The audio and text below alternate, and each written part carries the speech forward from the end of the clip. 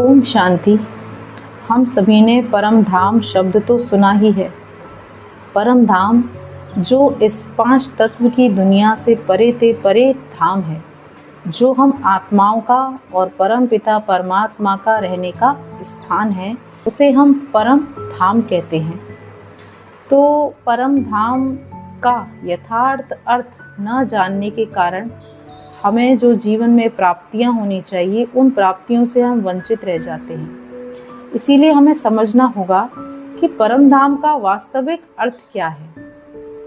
हम परम धाम को भी एक तरह से स्थूल रूप में ले लेते हैं। हम उस शब्द को ऐसे ही ले लेते हैं एक स्थान के रूप में, जैसे कि ये साकार मनुष्य लोक है, ऐसे ही कोई एक लोक होगा जिसे हम परम धाम कह देते हैं। नहीं, परम धाम कोई ये ऐसे पांच तत्वों का ये भौतिक स्थान नहीं है, वो एक अवस्था का नाम है। तो परम धाम की जो अवस्था है कैसी है? डेड साइलेंस, यानी कि कुछ नहीं करना। आत्मा वहाँ कैसी है? ज्योति बिंदु प्रकाश स्वरूप में आत्मा और परमात्मा वहाँ रहते हैं।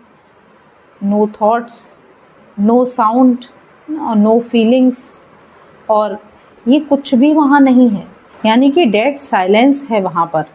तो उस स्थिति को बाबा हमें बनाने के लिए कहते हैं ना बाबा कि परम धाम में मुझे याद करो, यानी कि परम धाम को याद करना कि परम धाम कैसा है।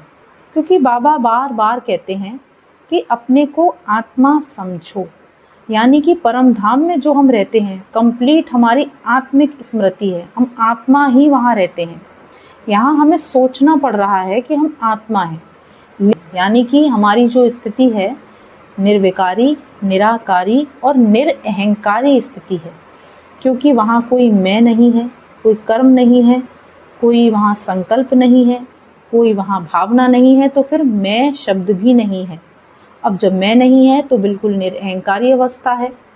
और दूसरा निराकारी, वहाँ हम अपनी निराकारी अवस्था में रहते हैं, वहाँ पांच तत्व का शरीर नहीं है। तो और फिर तीसरा निर्विकारी, जब मैं आत्मिक स्वरूप में हूँ तो फिर पांच तत्व नहीं है, तो फिर कोई विकार भी नहीं है।